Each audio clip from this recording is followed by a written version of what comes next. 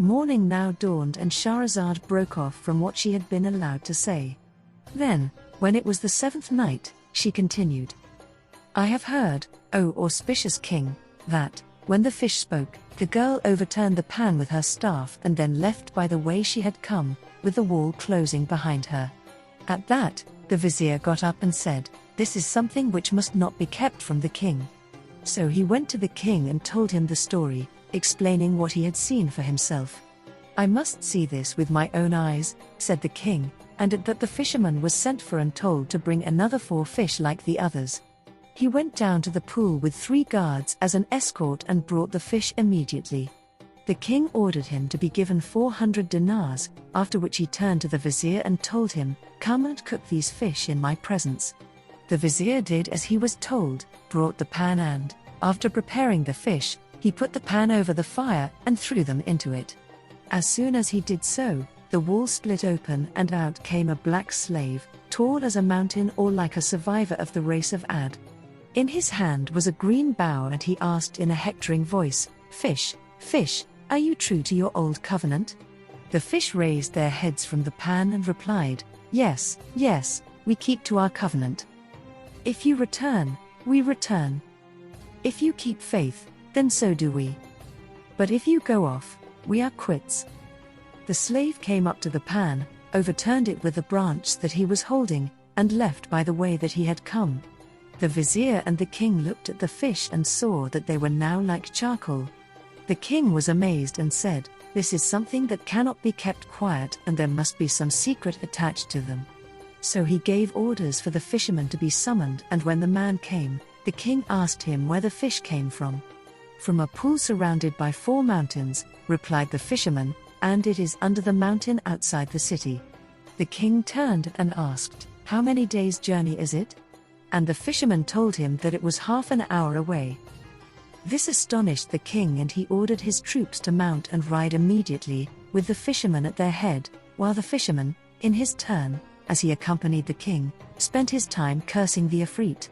The riders climbed up the mountain and then went down into a broad plain that they had never seen before in their lives.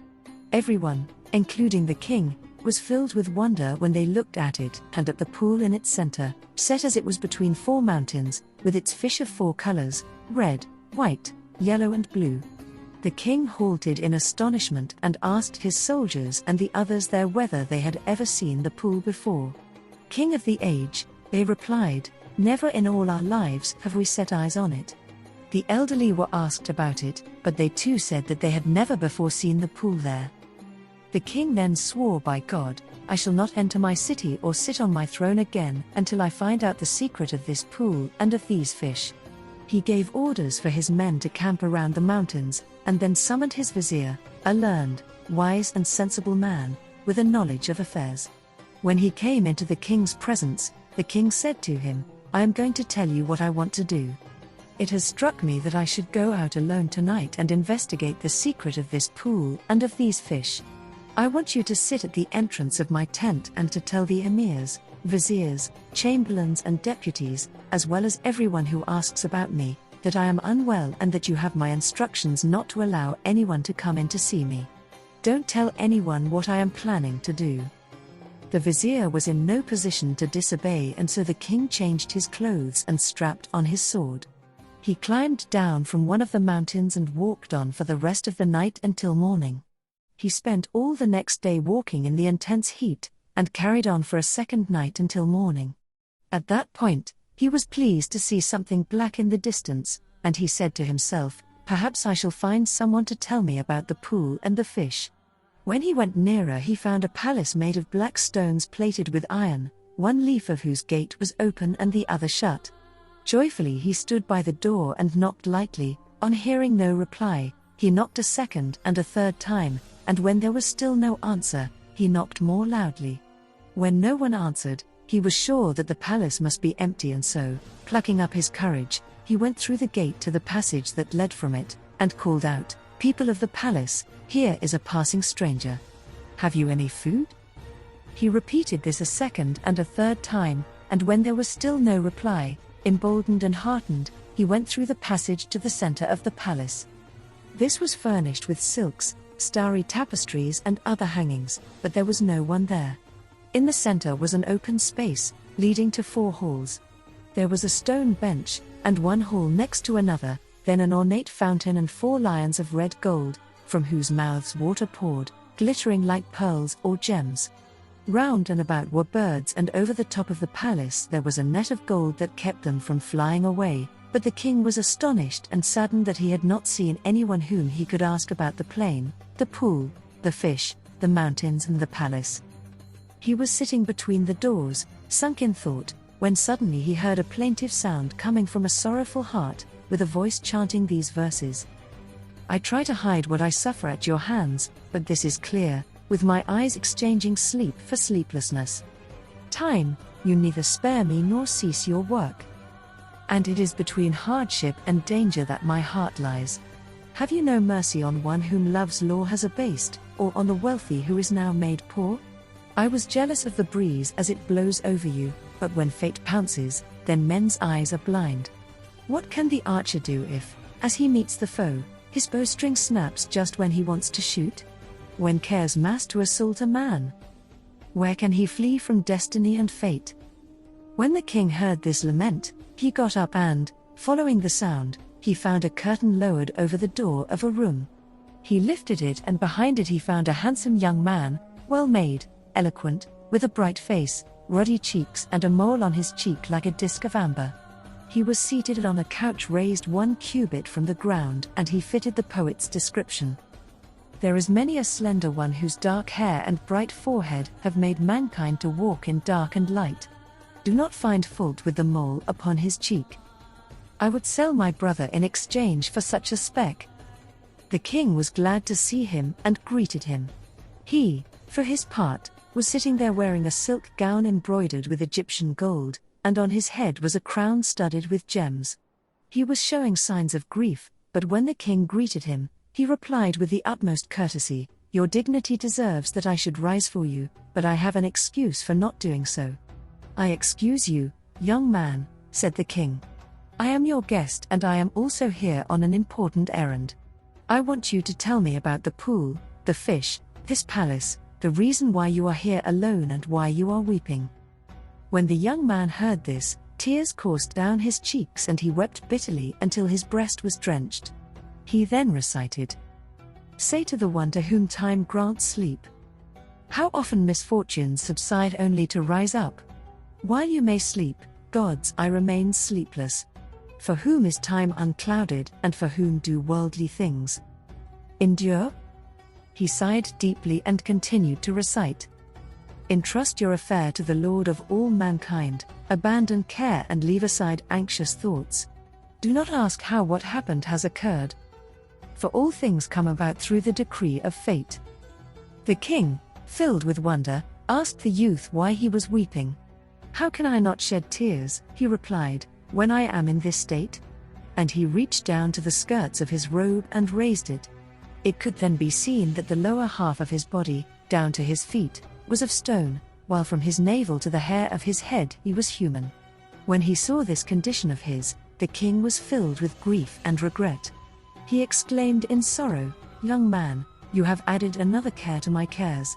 I was looking for information about the fish, but now I see I must ask both about them and about you." He went on to recite the formula, "There is no power and no strength except with God, the exalted, the omnipotent," and added, "Tell me at once what your story is." "Listen and look," said the young man. "My ears and eyes are ready," replied the king, and the young man continued, "There is a marvelous tale attached to the fish and to me, which, were it written with needles on the corners of the eyes, would be a lesson for all who can learn." "How is that?" asked the king, and the young man replied, "You must know that my father was the ruler of this city. His name was Mahmud, and he was the king of the Black Islands and of these 4 mountains. He died after a reign of 70 years, and I succeeded him on the throne. I married my cousin, who loved me so deeply that, if I left her, she would neither eat nor drink until my return. She stayed with me for 5 years, but then one day she went in the evening to the baths. I told the cook to prepare a quick supper for me, and then I came to these apartments and lay down to sleep in our usual place, telling the slave girls to sit, one at my head and one at my feet.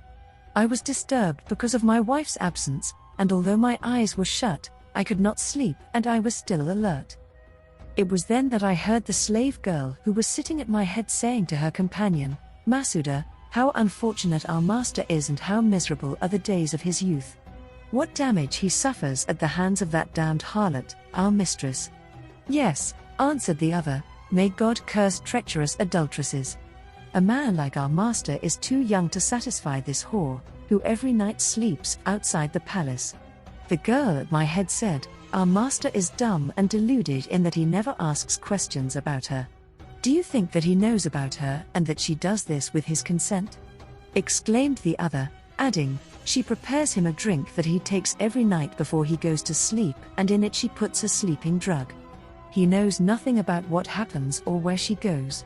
After she has given him the drink, she puts on her clothes, perfumes herself and goes out, leaving him till dawn.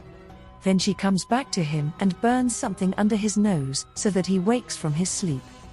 When I heard what the girls were saying, the light became darkness in my eyes, although I could not believe that night had come.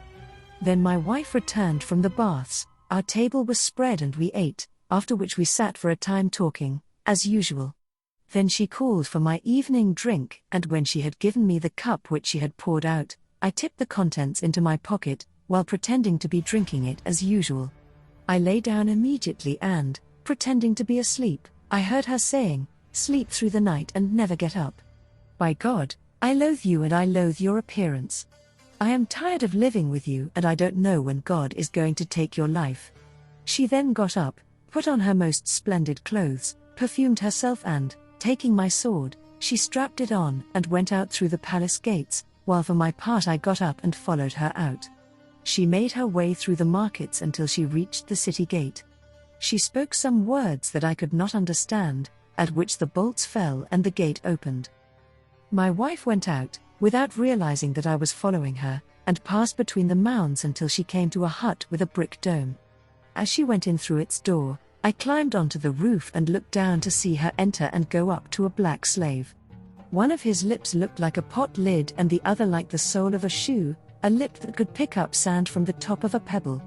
The slave was lying on cane stalks, he was leprous and covered in rags and tatters. As my wife kissed the ground before him, he raised his head and said, damn you, why have you been so slow? My black cousins were here drinking, and each left with a girl, but because of you I didn't want to drink. She said, my master, my darling, delight of my eyes, don't you know that I am married to my cousin, whose appearance I hate and whose company I loathe? Were it not that I am afraid for you, I would not let the sun rise before the city had been left desolate, echoing to the screeches of owls and the cawing of crows, the haunt of foxes and wolves, and I would move its stones to behind Mount Kof.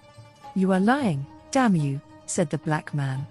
I swear by the chivalry of the blacks, and don't think that our chivalry is like that of the whites, that if you are as late as this once more, I will never again keep company with you or join my body to yours.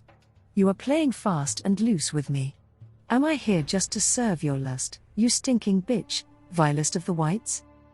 As I looked on and listened to what they were saying, the world turned black for me and I didn't know where I was. My wife was standing weeping, humbling herself before the slave and saying, my darling, fruit of my heart, if you are angry with me, who will save me, and if you throw me out, who will shelter me, my darling and light of my eyes?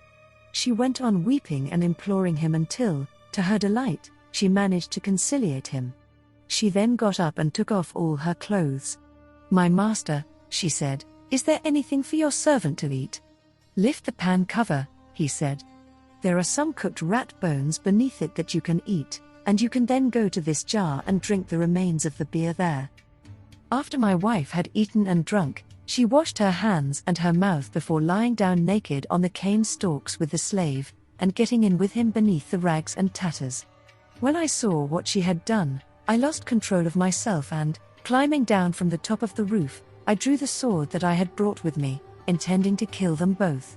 First I struck the neck of the slave, and thought that he was dead,